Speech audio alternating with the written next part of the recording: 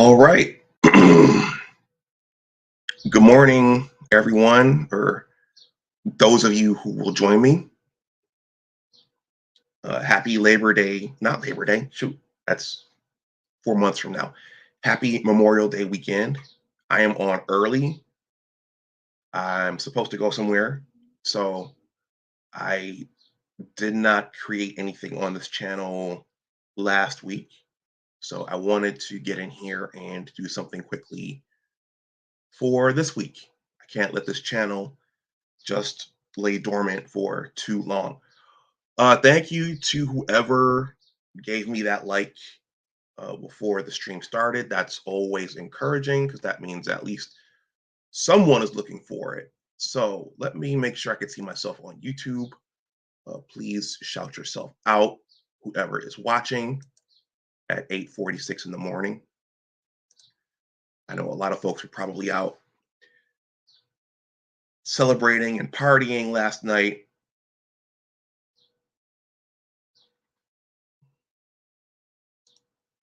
And for those people, a science stream is probably the last thing on their minds. Okay, so let's see who we got here.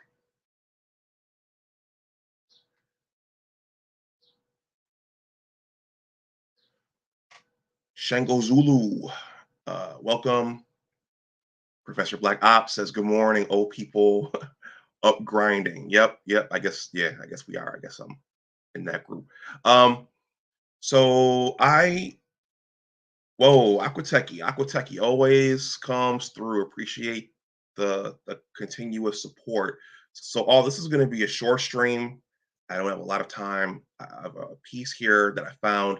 I'm going to read it, and it gets to. Lately, I've been talking about technology and what technology is doing to us,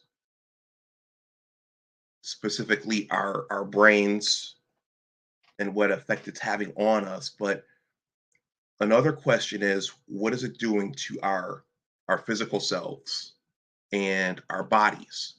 And have our bodies changing from generation to generation with all of these digital devices and all of these technologies?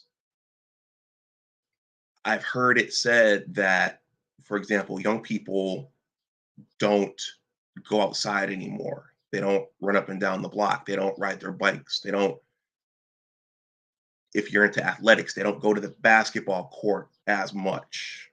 They're at home on devices, watching screens. So, what's that doing to the overall physical health of our country? Boys, young men in particular. So, I'm going to play my intro, and then I will jump in, and then I will wrap this one up. So, I'll see you guys on the other side. Once again, thank you to those of you who are here. I know it's early. It's a holiday weekend and it's a Saturday, so you guys could be in other places. So I'll see you on the other side of the intro. I'm going to share this on my original channel.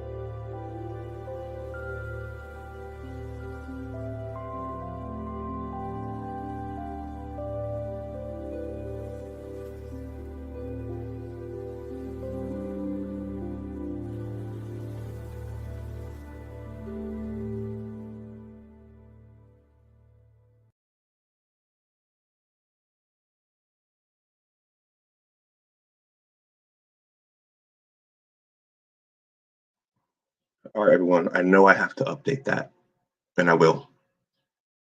Time just seems to be moving faster and faster and faster, and there's not enough of it. Okay, so once again, everyone, I don't have a super chat over here or AdSense. So if you want to make a donation, I Cash App and PayPal here. Aquateki, thank you for all the support you give. You drop something in the collection plate every time I do this, so I really, really appreciate that. Okay, so everyone, this is going to be a short stream. So recently, I've been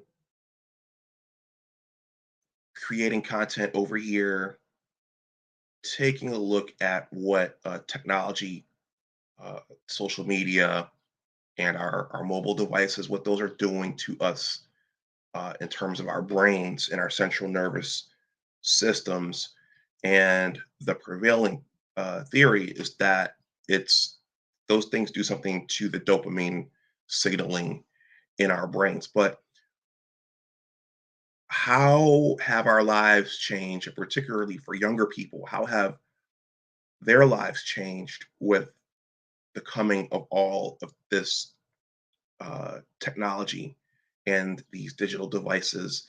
And how will future generations be impacted with more technology and more digital devices coming and on the way?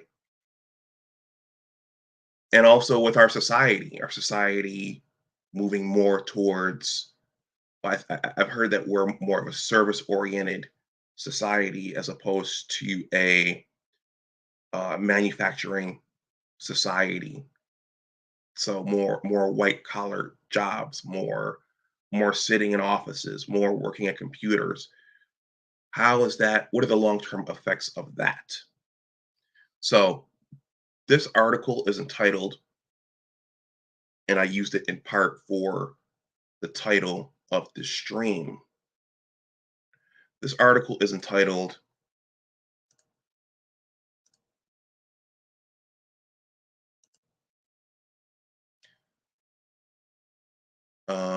there it is.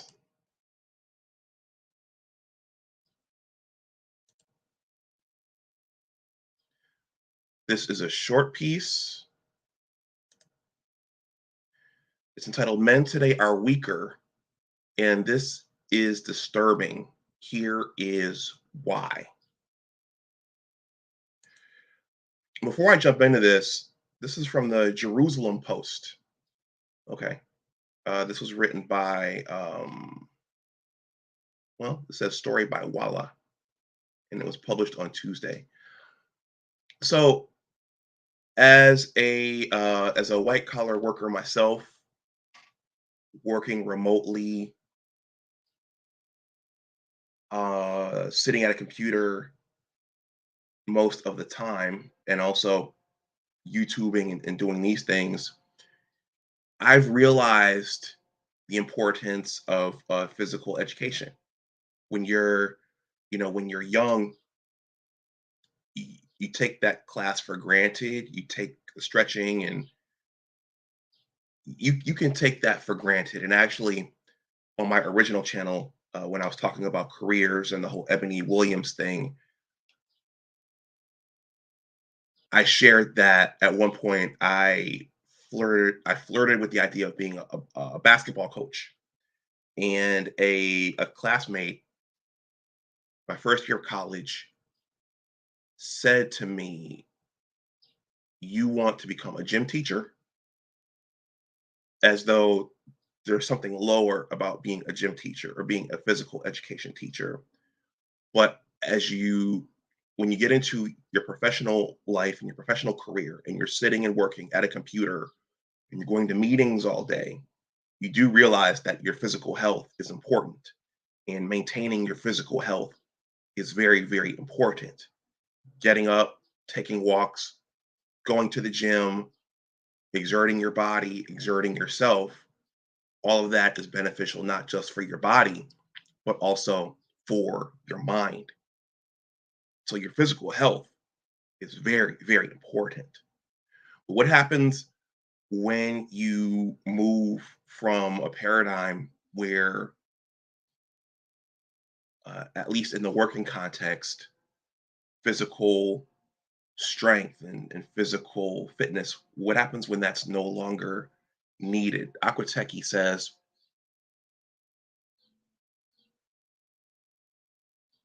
he says, salute, I'm listening. He says, technology has reduced the amount of physical labor required to perform work.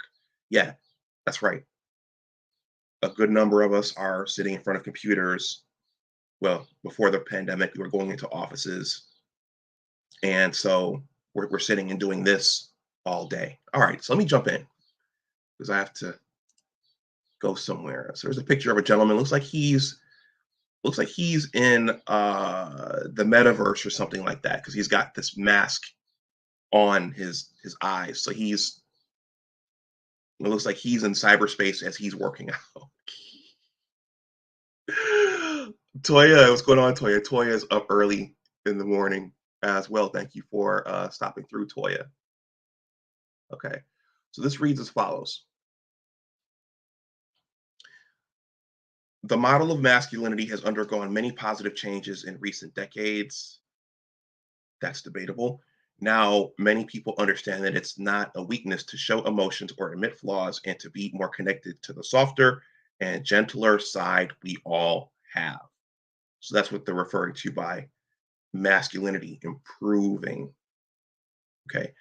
Today, we understand that these are signs of mental strength, which can prevent many emotional problems and strengthen our relationships, family, life, and career. But alongside all these important changes, it's also worth examining other aspects of our strength that actually regressed as humanity developed.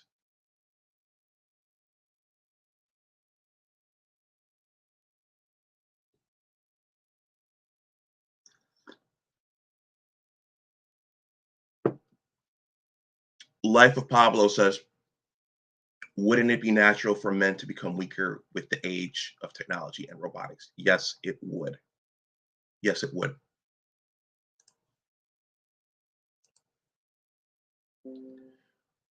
And you know what? As I'm thinking about this, I think, certain characteristics of men, I think, are assumed, right? To be able to lift things, to be able to know how to do things, to be able to use tools, put things together, to be able to perform certain types of labor um, around the house. I mean, I'm not talking about your job, but just it's assumed that men would know how to do this and men should know how to do this. But what if you're in a society where those things aren't required anymore? Those things aren't needed anymore, or maybe there are no older men to teach those things. Please smash that like button if you're just coming in. In an interesting study conducted at Winston-Salem State University in North Carolina, researchers wanted to check the gaps in physical strength of young people today compared to previous generations. To do this, they focused on compressive strength tests, applying force with the palm of the hand, and pinch grip strength or pressing with two fingers. This is because, according to researchers, these are two indicators that fairly reliably assess the physical strength of most people. What surprised me about that is Winston-Salem State, for those of you who don't know, that's an HBCU. So it looks like they're doing some research at at Winston-Salem State University. I don't know how big it is, but Winston-Salem State is or was in the same conference as Johnson C. Smith University. So they're doing some research over there, or at least they're collaborating with another university. Aquateki says, work meaning using the muscles, work meaning using your muscles to move and to move a load. Lifting many cases of paper all day, every day is work. Pushing papers across a desk is not really work.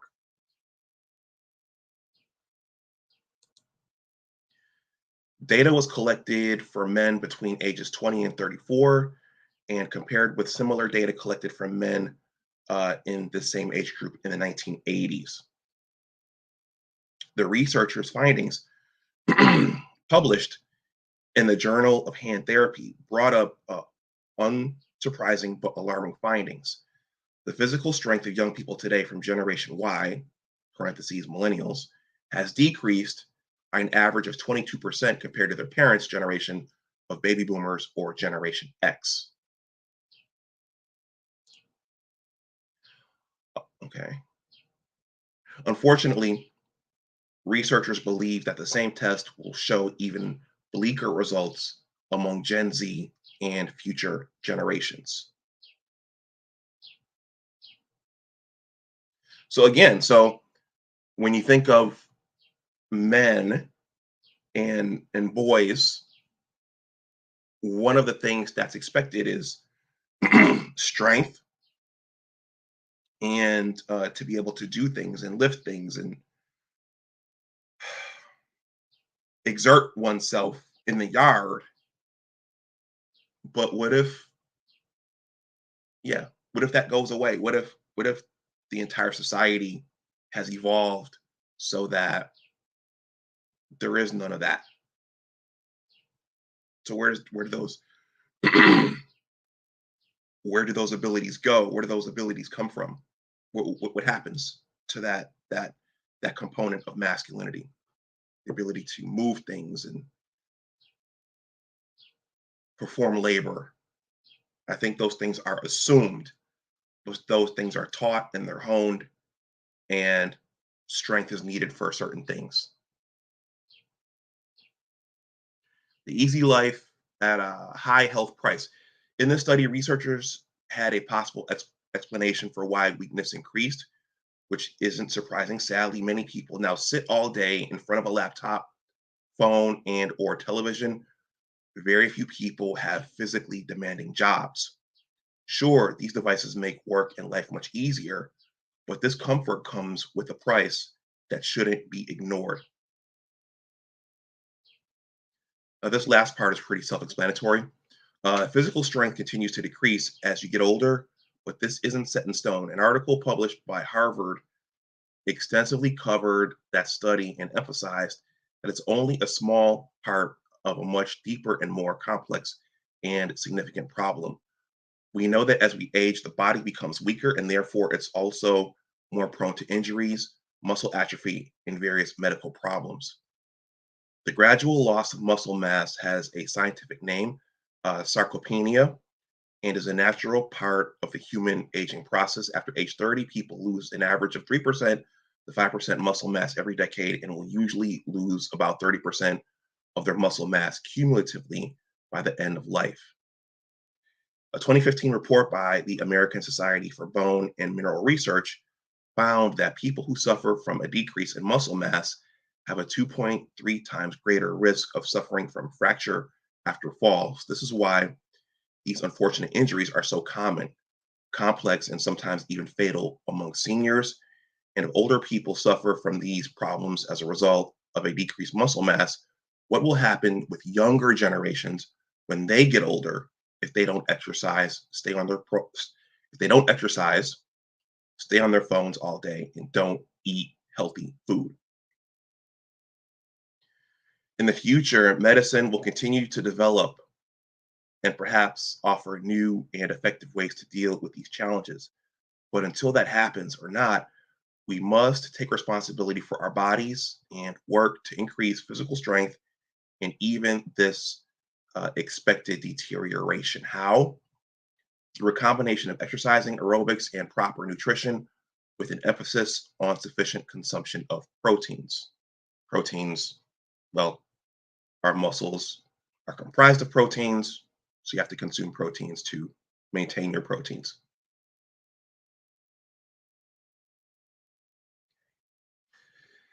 It's not only bodybuilders and athletes that need to consume enough protein, which is the most important component to help build muscles and prevent a decrease in muscle mass. A study published in Nutrients recommends that everyone consume between 1 gram to 1.3 grams of protein per kilogram of body weight. That doesn't say per day or per week, just the total mass.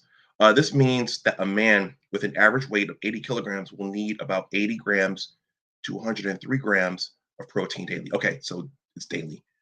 These proteins can be divided between eating salmon or tofu and drinking smoothies with milk or added protein powder. All right, that is the end. See, as I promised, a short piece.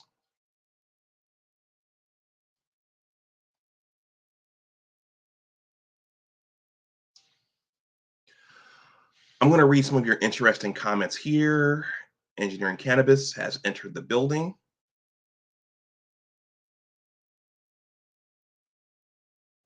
So, in a lot of ways, our lives are easier, they're more convenient, but is all this coming at a price? Mentally, neurologically, and physically. Is all of this coming at a price? So, Life of Pablo says, wouldn't it be natural for men to become weaker with the age of technology and robotics? Shango Zulu's greeting Toya. Toya's greeting Shango Zulu. Aquateki says, I think I read this one, work meaning using your muscles to move a load, lifting many cases of paper all day, every day is work. Pushing papers across a desk is not really work. Aquateki greeted Toya. Toya greeted Aquateki. Professor Black Ops says, I just sent it electronically. I don't even push paper. Yeah, in my office, we have we're now pretty much all digital and paper free. So there really is no more paper in my office. Akuteki says, I suspect this also has a direct correlation with decreasing testosterone levels in men generation to generation. Yep. But oftentimes that testosterone is still expected to be there, doing those manly duties and those manly tasks. Those are still expected. Aquateki says, Professor Black Ops, for the people, push the button like George Jetson, LOL. Engineering Cannabis says, evolution is part of the life. The pyramids were built with a basic pulley system depended, which depended on human muscles, and today construction is done without much muscle mass. Yeah, we have construction vehicles to do the lifting and the extracting and the digging, and all those things in years past were done manually by men, but now not so much. Toya says, move it or lose it. That's my mantra. And Aquateki says, hydraulics and motors do all the real work now. Toya gives a smiley face. All right, everyone, this is going to be a short one. Yeah, this was going to be a short one. I didn't intend to go for an hour with this one, but this metaverse, all the technology that we have, our mobile devices, our our computers, our laptops, is there a price that's being paid for all of this technology and sitting in front of screens and being in our phones all the time? And I think that, yeah, there is a price that's being paid.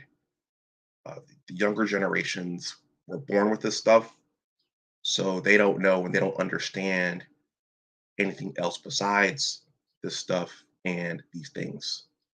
But your personal health is very, very important, your mental and your physical. And I wonder,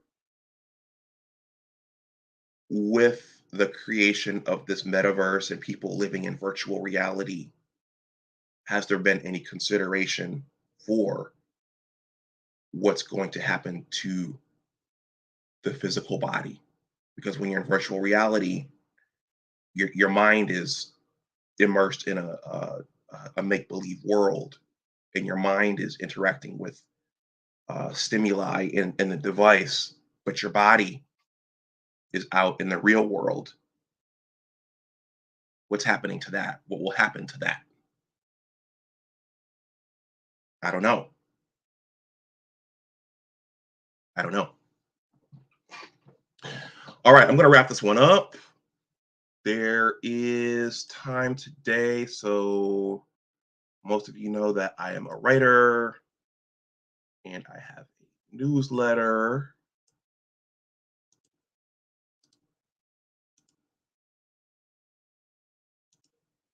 If you haven't joined, please consider joining. There's a 2-paragraph greeting, and the subscription button is at the bottom. This link is in the description box below.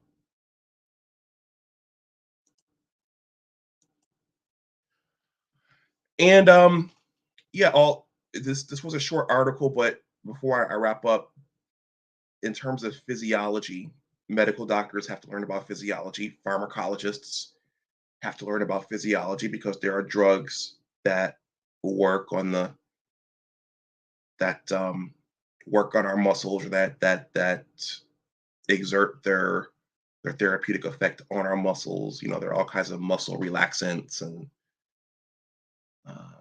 for your heart is a muscle, so there are drugs like uh, calcium channel blockers and beta blockers, and so there are whole textbooks and journals just on muscles and muscle tissue and how these things work and how they function. So I just by reading this piece, yeah, this was not meant to capture an entire physiology curriculum. So for those who are new to the channel and watching, anyway, I'm going to wrap this up. Everyone, enjoy your holiday weekend. If you're watching on the playback, please like, share, and subscribe. If you have any comments or questions, please let me know what those are in the comments section below. And yeah, enjoy the rest of your holiday weekend. I'll talk to you again soon. As always, remember that your attitude determines your altitude. Always try to do your best. Take care, and I will talk to you the next time. Thank you once again to all of you who were here on a Saturday morning on a holiday weekend. So I'll talk to you next time. Bye bye.